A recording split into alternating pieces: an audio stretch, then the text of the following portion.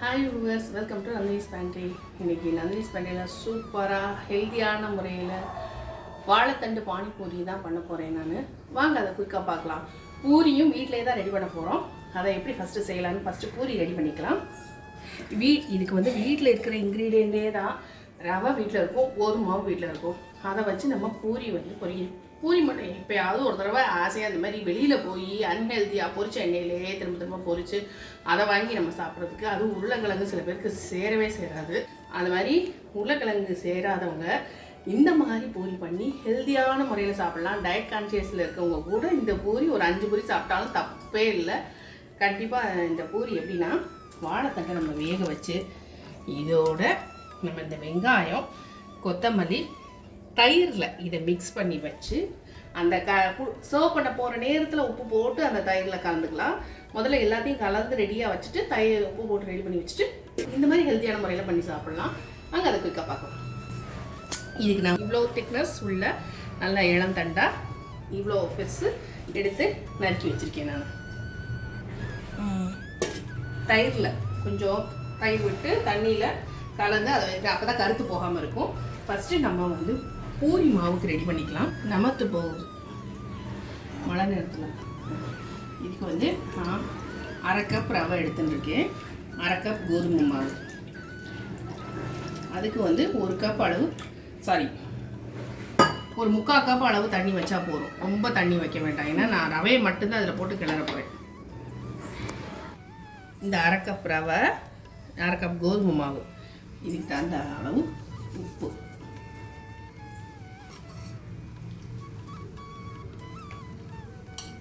ஒரே 1 ஸ்பூன் வந்து எண்ணெய். அது வந்து நான் கடலை எண்ணெய் தான் விட்டுருக்கேன். மாவு பிசைய போகிறோம் நம்ம, அதுக்கு தான். ஃபஸ்ட்டு ரவையை கிளறிட்டு அதுக்கப்புறம் அதில் கோதுமை மாவை போட்டு நம்ம வந்து மாவு பிசைய போகிறோம். இது ரொம்ப கொஞ்சம் மெனக்கிடணுங்க. ஆனால் வீட்டிலே நம்ம குழந்தைங்களுக்கு நம்ம கையால் ஹெல்த்தியான முறையில் செஞ்சு கொடுத்தோம்னா ரொம்ப நல்லது. உருளைக்கிழங்கு எப்போயாவது வீக்லி ஒன்ஸ் சேர்க்கலாம், அடிக்கடி உருளைக்கிழங்கு சேர்க்க முடியாது. ஆனால் அது வாழைத்தண்டை வந்து நம்ம அடிக்கடி பண்ணி சாப்பிட்லாம். நம்ம இதிலே வந்து நம்ம வாழைத்தண்டிலே மசால் பூரியும் பண்ணலாம். அதையும் உங்களுக்கு நான் இப்படி உள்ள வீடியோ போடுறேன். நான் வாழைத்தண்டு ரொம்ப நல்லதுன்னு சொல்லுவீங்க. ரொம்ப வாழைத்தண்டு நல்லது. உடலில் உள்ள கெட்ட கொழுப்பெல்லாம் நிறைய கரைக்கும். அதே மாதிரி கல்லடப்பு அந்த மாதிரி இதெல்லாம் வரவே வராது. நார் சத்து நிறைய இருக்கிறதுனால இது வந்து நம்ம டெய்லி கூட சாப்பிட்லாம்.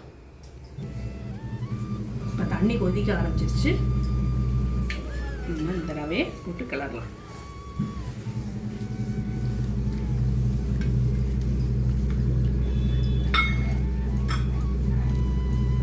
இது நல்லா கொஞ்சம் இதாகி வரும், தண்ணி வற்றி இது பண்ணி வரும். அது வரைக்கும் நம்ம அப்படியே கையெடுக்காமல் கிளறிடுவோம்.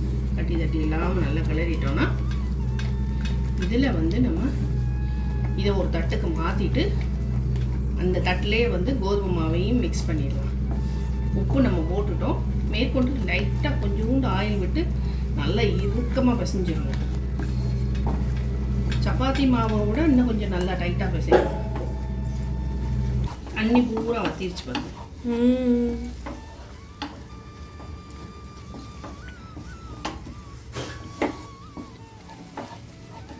இதையே அப்படியே நல்லா டைட்டாக கிளறிட்டு இதையே ஆற வச்சு அப்படியே பிசைஞ்சு பூரி மாதிரி இட்டு நம்ம பூரி செய்யலாம். இல்லைன்னா கோதுமை மாவு கொஞ்சம் கலந்தும் செய்யலாம்.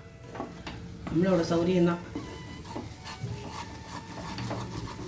இப்போ இதை ஸ்டவ் ஆஃப் பண்ணிவிட்டு மாற்றிடலாம். இது வந்து இந்த தட்டில் மாற்றிட்டு இது கொஞ்சம் ஆறுனதுக்கப்புறம் நம்ம வந்து கோதுமை மாவு கலந்து பிசைஞ்சிட்டு உங்களுக்கு காட்டுறேன். நான் அது கொஞ்சம் ஆறட்டும். நான் வேறு ஒரு தட்டில் மாற்றிருக்கேன். நான் இந்த பொறுக்கிற சூட்டில் இருக்கும்போதே கொஞ்சம் நல்லா அழுத்தி கலந்து விட்டுக்கணும். அப்போ தான் இது நல்லா மாவோட மிங்கிள் ஆகும்.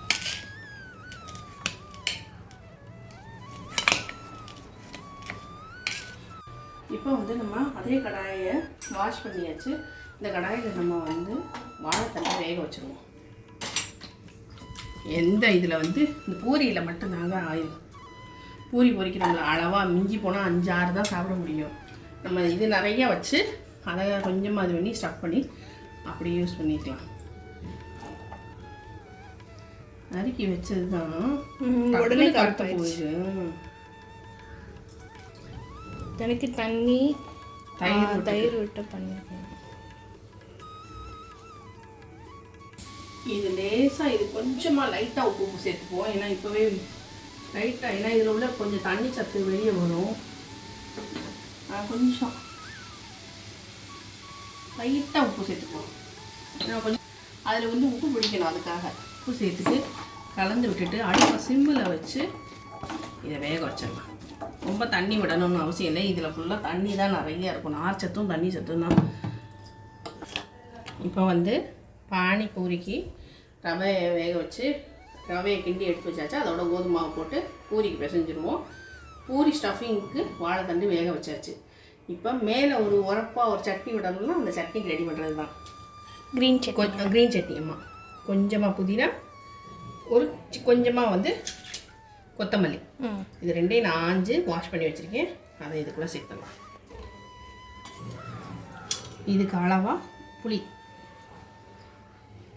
புளியில் எப்போவுமே நீங்கள் வந்து நார் இதெல்லாம் இருக்கான்னு நல்லா செக் பண்ணிவிட்டு எடுங்க. தெரியாமல் நம்ம போட்டோம்னா சம்டைம்ஸ் நமக்கு தொண்டையில் மாட்டிட்டு நமக்கு எச்சம் முழுங்கும் போது பார்த்தீங்கன்னா அப்படியே முள் மாதிரி குத்துற மாதிரி இருக்கும். அது ரொம்ப அவஸ்தையாக இருக்கும். அதனால் எப்போவுமே சின்ன குழந்தைங்க சொல்ல தெரியாது, தொண்டை வலிக்குது ஒரு மாதிரி இதுன்னு சொல்லுவாள். நம்ம வந்து எப்போவுமே புளியை கம்ப்ளீட்டாக அது இந்த இப்படி எல்லாமே இது ஓப்பன் பண்ணி செக் பண்ணி பார்த்துடணும் நார் இருக்கான்னு சொல்லிட்டு. அப்போ தான் வந்து நல்லது. புளி இதுக்கு அளவாக புளி. இது வந்து இதில் மட்டும்தான் உரப்பு, அதனால் 2 மிளகா நான் சேர்த்துக்கிறேன். உப்பு. இப்போ இதை அரைச்சிட்டு வந்துடலாம். உப்பு பற்றி ஏதோ சொல்லணும்னு கல்லுப்பு வந்து நல்லா அரைப்படணுன்றக்காக கல்லுப்பு சேர்த்துருக்கேன். இந்த உப்பு சேர்க்கறனாலும் சேர்த்துக்கோங்க. இப்போ பார்த்தீங்கன்னா அரைச்சாச்சு. உங்களுக்கு பானி ரெடி பண்ணி காட்டுறேன். இதை கொஞ்சம் கிளறி விடலாம். இது வந்து 5 நிமிஷம் தான் வேகிறதுக்கு, அவ்வளோ நல்லது உடம்புக்கு. ஃபுல்லாக தண்ணி தான் பாரு. இன்னொரு 5 மினிட்ஸ். இதிலே பார்த்தீங்கன்னா தண்ணி விடுது பாருங்க. நான் ஒரு சொட்டு தண்ணி கூட விடலை. வாழைத்தண்டு வந்து அவ்வளோ நல்லது உடம்புக்கு. இந்த வாழைத்தண்டோட நம்ம ஸ்டஃபிங் அதில் போட்டு தானே சாப்பிட போகிறோம். அதோட நான் குடமிளகா ஆட் பண்ணுறேன். குடமிளகா இல்லைன்னா ஆப்ஷனல் தான் அது. இது வந்து இதில் ஆன்டி ஆக்சிடென்ட் நிறைய இருக்குது, வாழைத்தண்டுலேயும் நிறைய சத்து நிறைஞ்சிருக்கு, உடம்புக்கு நல்லதுங்கிறதுனால நான் இது சொல்கிறேன். இது பச்சையாக சாப்பிடலாம், இதில் உரப்பு இருக்காது, அதனால் நான் இதை ஒன்று சேர்த்துக்கிறேன். இப்போ பானி மிக்ஸ் பண்ணிக்கலாம். அரைச்சி வச்சோம்ல அந்த க்ரீன் சட்னி, கொஞ்சம் நம்ம தண்ணி மிக்ஸ் பண்ண போகிறோம் இந்த பானியில்.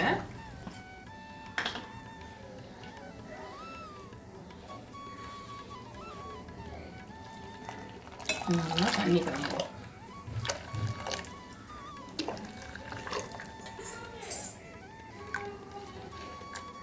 அளவு கம்மியாக தான் அரைச்சிருக்கேன், அதுக்கு தகுந்த மாதிரி நான் தண்ணி சேர்த்துருக்கேன். நான் இது ஒரு 2 கப்பு தண்ணி இருக்கும். உப்பு நீங்கள் செக் பண்ணிக்கோங்க. நான் முதல்ல உப்பு போட்டு அரைச்சிட்டேன். இதுக்கு மேலே வந்து நம்ம கரம் மசாலா சேர்க்க போகிறோம். இது வந்து வீட்டிலே அரைச்ச கரம் மசாலா, ஆல்ரெடி வீடியோ போட்டிருக்கேன், தேவைப்படுறவங்க போய் செக் பண்ணிக்கோங்க. கரம் மசாலா இப்போ இதை நல்லா மிக்ஸ் பண்ணிடுவோம். சூப்பரான ஹெல்த்தியான பானி ரெடி ஆயிடுச்சு. ஸ்டஃபிங்கு வெந்துட்டுருக்கு. பூரியும் ரெடி பண்ணிடுவோம். இது எவ்வளோ தண்ணி வருது வெந்துடும். தண்ணி குறைஞ்சிச்சு பாரு. இப்போ இதில் உள்ள தண்ணியிலே அது வெந்திருக்கும். இப்போ வந்து ஸ்டவ் ஆஃப் பண்ணிவிட்டு நம்ம பூரிக்கு மாவு ரெடி பண்ணிடலாம். இந்த பாத்திரத்தில் நான் இது மாற்றிக்கிறேன்.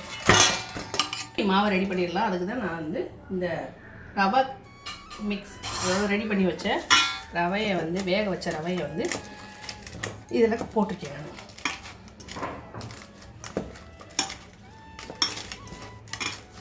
இந்த 1/2 கப்பு கோதுமையை சேர்த்துடலாம். லைட்டாக வேணும்னா தண்ணி தெளிச்சுக்கலாம்.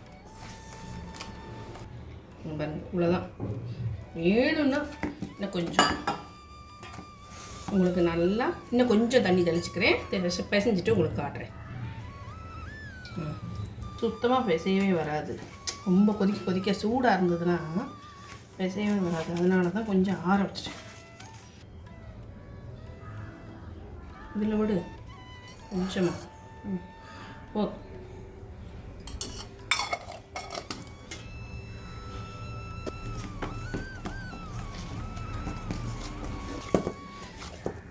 நல்லா டைட்டாக பிசைஞ்சாச்சு. நம்ம பூரிக்கு எண்ணெயை காய வச்சிடலாம். மாவு கொஞ்சம் தூவிக்கிறேன் ட்ரை ஆகிறதுக்காக. சின்ன சின்ன உருண்டையாக எடுத்து மாவில் நல்லா போட்டுக்கிறேன். அப்போ தான் நல்லா ஒல்லியாக வரும்.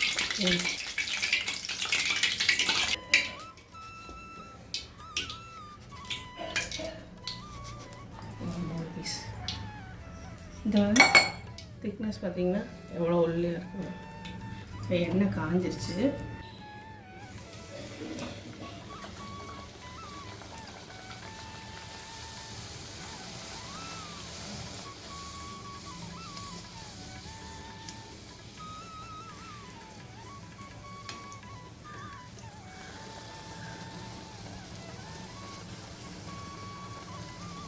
உங்களுக்கு இதே மாதிரியே எல்லா பூரியும் பொரிச்சிட்டு உங்களுக்கு காட்டுறேன்.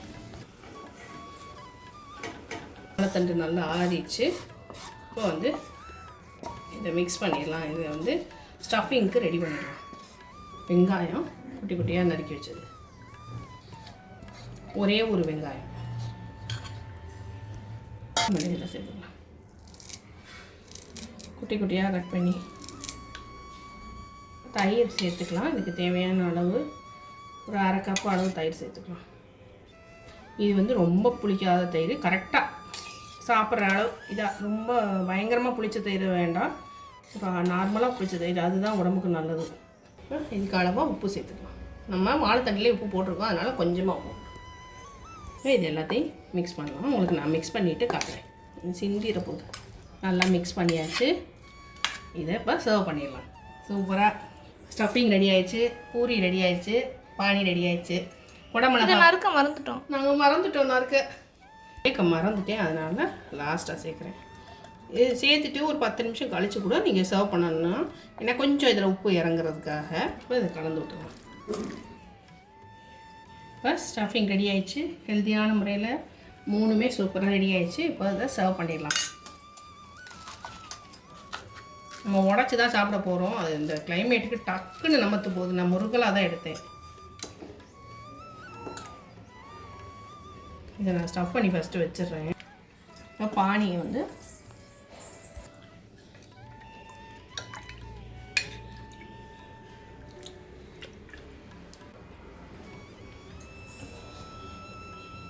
யம்மியான ஹெல்த்தியான வீட்டிலே பானிபூரி, அருமையாக வாழைத்தண்டு பானிபூரி ரெடி ஆயிடுச்சு. கண்டிப்பாக இந்த ரெசிபி உங்களுக்கு பிடிச்சிருக்குன்னு நம்புகிறேன். வீடியோ பிடிச்சிருந்ததுன்னா லைக் பண்ண மறந்துடாதீங்க. மறக்காமல் நந்தினிஸ் பண்ணி சப்ஸ்கிரைப் பண்ணிடுங்க. தேங்க்ஸ் ஃபார் வாட்சிங். பாய் பாய். டேஸ்ட் பண்ணி பார்த்துருவோமா? பூரியில் பெருசாக இருக்குது.